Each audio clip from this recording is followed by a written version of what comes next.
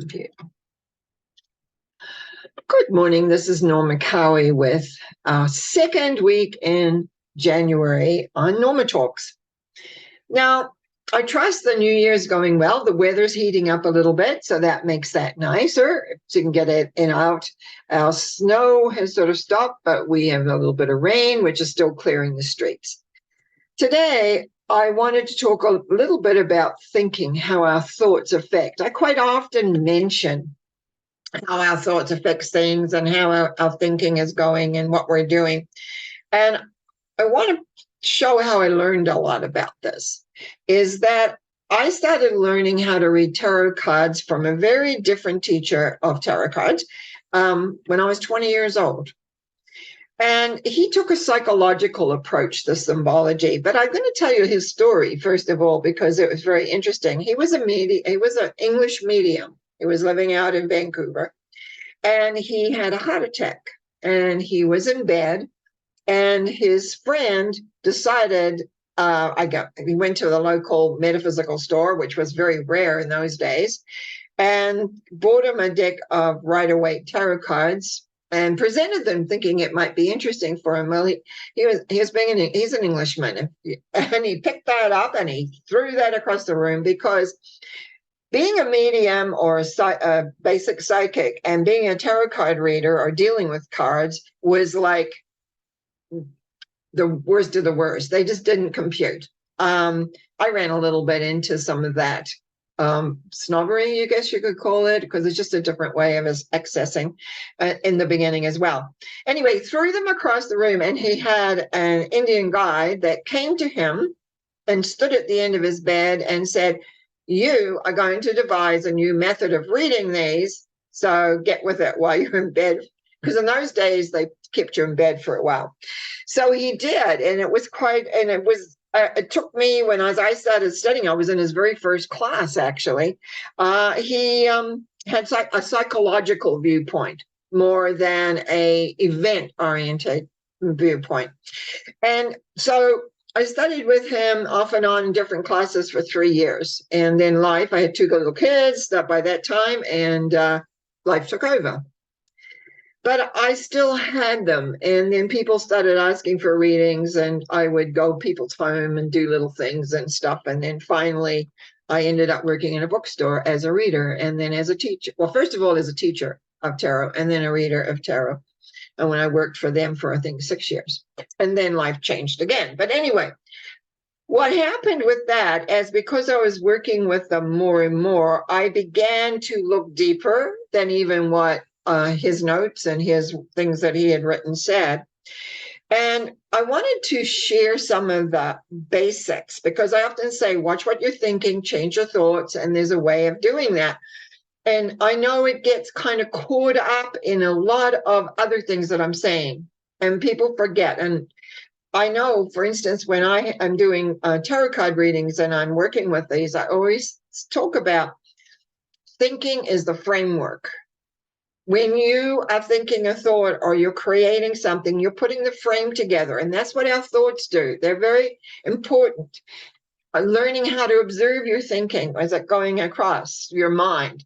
Learning how to freeze, evaporate, and replace a thought that you don't want, that is not suitable to what you're wanting in relation to your goal setting. All of those things are very important. So as we go through these, I'm going to show you some of the symbols and talk about them as to what they suggest. And like all things, everything starts with a beginning. And this is the symbol. This is the Ace of Wands. It is the beginning of the thought coming. This is the thought. And there's some mythology in here, which I'm not going to worry about how many leaves are here and there, but it has significance if you really want to stay it. But the key here is this: Castle of Dreams in the background. That's your goal. But what's in the middle is the river of life and land, of course, distance. Most people do not achieve their goal like that. It's kind of something in the distance, and they're going to work towards that and to see how they get. So that is a major thing, is to have your goal. Now, I find very often people don't goal set anymore. They don't think about where they're heading. They're just dealing with whatever's in now. But you've got to give the universe, and I'm going to bring the universe in. For my way of thinking, it responds to your thoughts. It wants to give you what you want. And therefore, if you are not clear in your thinking, life itself can become very, very muddled. If you don't have your goals organized, if you don't have a sense of direction that you want to go, and that may be just being happy and content with where you are. But when you're beginning to plan something new or to do something new, is that you set that goal out, which is the castle of dreams. There it is. There's my goal sitting out there. And then there's a second step. Is that really what you want? And that's number two. Two is always looking at, the interesting thing I always find in this particular symbol, this thought here is attached to the battlements of the castle. He's holding another thought, back turning to the old, and he's looking out. And these is the roses and lilies underneath. That is what we call flowers of aspiration, lilies of white, red roses of desire. And he's got the world. The world is offering, and there's everything in this. There's all sorts of things in this particular picture. So as he is looking out, he's contemplating the direction of where he's going to go and what he's doing. It's all a contemplation stage. And this is what I find if I'm thinking about doing something, I'm contemplating the pros and cons. How do I think I'm going to do that? I'm getting everything all sort of organized in my mind as to what I want, how I want to do it. And in life, especially as you get on a little older, you can't have everything. You've got to make choices. And sometimes to start on a new venture, you have to let something go, which is this. So, that's old. Now we're going into the new. Now, the interesting thing here is number 3. Now there's no castles, there's no venturing, but what's he doing here? He's got his original idea. He's got his 2 that he's contemplating, but his arm is embracing that second one. He's sitting on kind of watching the sea, and actually we can't see it here, but there's 3 boats. This is the number 3 card. 3 boats heading out. Here he is, what we call is projecting his ideas. In other words, he's doing something. Something is beginning to happen, because you can't just have an idea in your head without some form of action into the physical world. This particular symbol says that is being done, but it doesn't say whether you're going to be successful or not. This is more of a merchant. We're going back to Middle Ages a little bit. And merchants were sending out their boats off to the Middle East, off to the Orient, taking supplies and hoping. A lot of hope goes into here. Hoping that the results are going to come back, but you don't know. It's a risk. It's an uncertainty. But you're strong. If you look at the size of the man, big, strong, ready to go out. There's a couple of other little things there you might notice. He has a little round a headband, I guess you could say, around his third eye. So he's trusting and hoping and planning in the direction of where he's going. So let's just look at these first 3. You have a thought, you balance the thought, and then you project the thought. You put it out. You start the action. What you hope will be is that you're going to get a reward. You're going to succeed. Remember the castle from number 1? Here it is. Celebrating, dancing, everything is here. Now we've got 4 is always stationary and solid, the number 4. So you have achieved it. Now it would be nice if that's how everything worked. Have the thought, contemplate the thought, project the thought, which means doing and receiving the benefit of the thought. That's basically what we want. But is that how life is? Not always.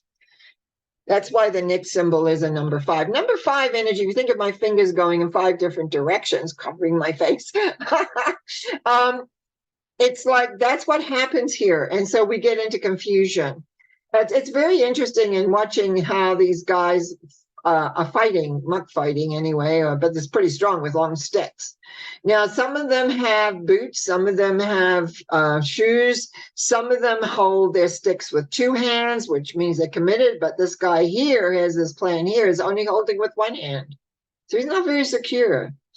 So a lot of this confusion that goes on and uncertainty happens. And often this can happen if there's delays or things are not going exactly the way that you want them to go. So you're going to be all confused and you're thinking, and oh, should I have done this? Should I have not done this? Why am I doing this? I have no idea. But you see, one of the things I discovered, the tarot always shows you the way out. We do get into confused states. We do get where our mind, we don't know which way to turn. Do we turn right, left? Do we stop? What do we do? On all these things, we just have no ideas. But you see, when you begin to realize that there's a way, a movement, what we see here in number 6, now the key to this card is victory is assured. Why is that? Laurel wreath of victory on his head, laurel wreath of victory on the staff. Now we have five here. Well, it's like the people that were fighting and now falling in line, following the man on the horse, and he's holding the 6th. You see, you must organize your thinking. You must project and do what you got to do to go in the direction that you want to go so that you can move to become successful. Excuse me. I think you've got the idea of this, and that's where I'm going to stop today. So basically, think of a thought, contemplate the thought, project the thought, trustingly achieve the thought. But if you get confused about your ideas, unsure, your doubts, all those things that kind of come up, everything gets all scrambled. In order to be successful, you need to recognize you've got to keep going and keep your thoughts organized. You've got to keep believing. You got to keep knowing the direction to go in and not get all bent out of shape, which our mental selves can do very, very often. Your thinking is so important in the clarity of your goals.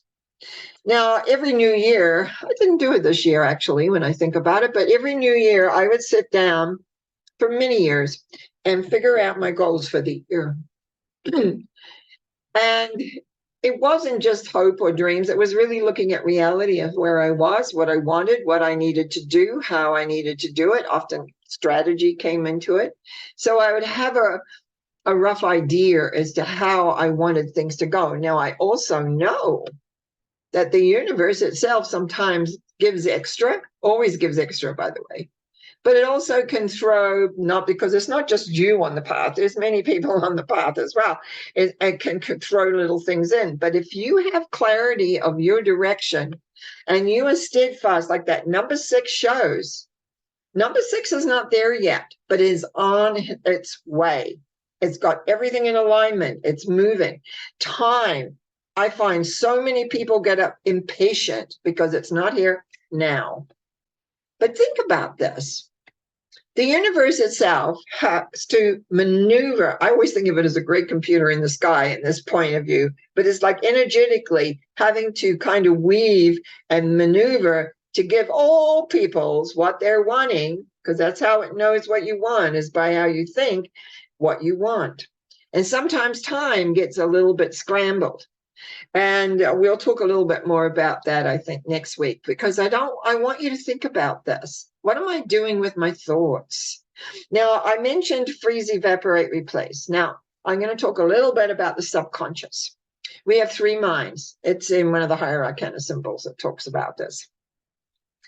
We have a conscious mind, which is aware. For instance, I have a glass of water here. That's conscious. I was very aware of that.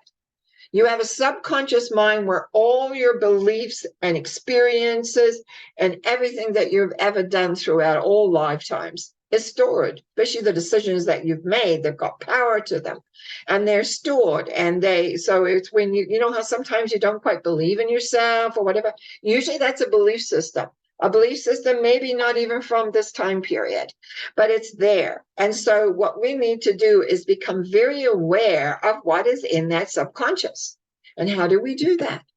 We observe our thinking, because the subconscious is constantly throwing out a thought. And if you grab hold of it it grows in power and it repeats itself more and more. Have you ever noticed when you're down and all of a sudden you think maybe, oh, I don't think I can do that, or I'm not really good enough, or some other thought that's there, but you contemplate it more than just nothing. You contemplate it for a second even, and then it repeats until finally it's repeating, always thinking, coming down and back into the subconscious, and then coming out more and more and more and more until you begin to really believe that's true. And as you believe that is true, what ends up happening is that you lose a sense of the possibilities because the thought is dominant. Now, the universe doesn't have judgment, much to our surprise sometimes. Does not have judgment. But what it says, oh, look at that. They're really thinking that they're not good. Oh, okay. Well, then we got to justify that. So different things start happening where you're not feeling so good about yourself and things begin not to go really right. And that's where I find a lot of people get lazy about keeping track of what their thinking is doing. Even myself, sometimes I get lazy. And then it's, what is that thought doing there? That's not something I want to support about myself or about life or whatever. And so I have created this, what I call freeze, evaporate, replace.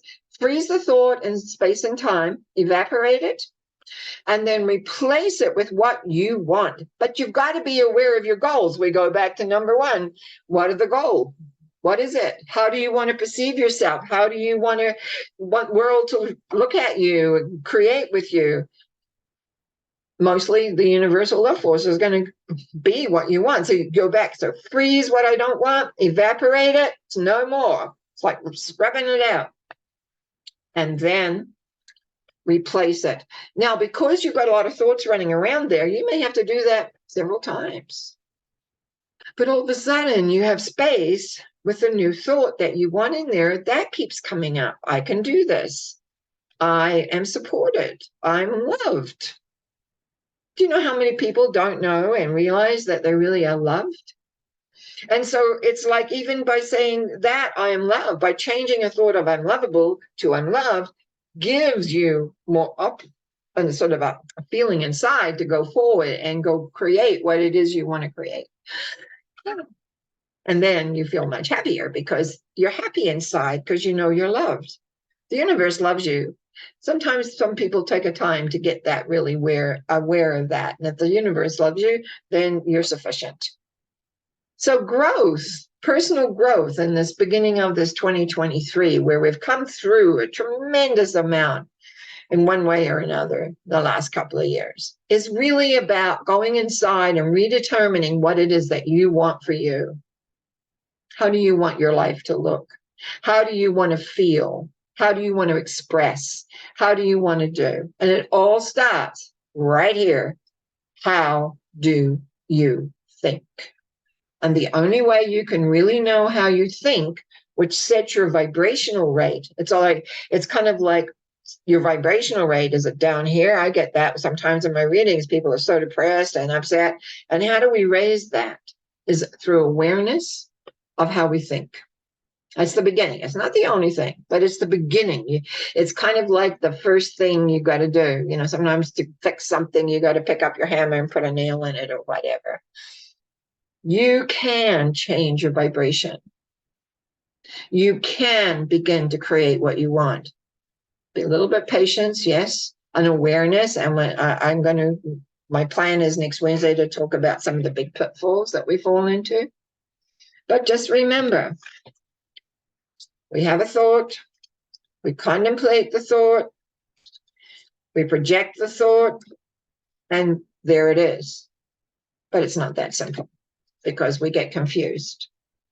And when we get confused, we've got to straighten our thinking out so that we can move forward and it can manifest.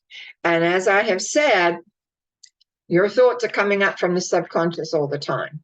And you want to make sure those thoughts reflect how you want to be and who you want to be, because it's all about you.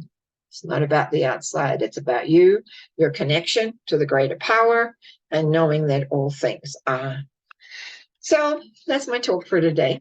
And I'll be back next week for Norma Talks. I will be back on Sunday with a Sunday thought, and I'll be back Monday night for mental mind treatments. I want to thank you for everything, the comments, the connections, the awareness. I appreciate that. And it makes my goals feel fulfilled. I give thanks for this. And remember, you can always contact me through my website, normacowie.com. And if you haven't subscribed already, do so.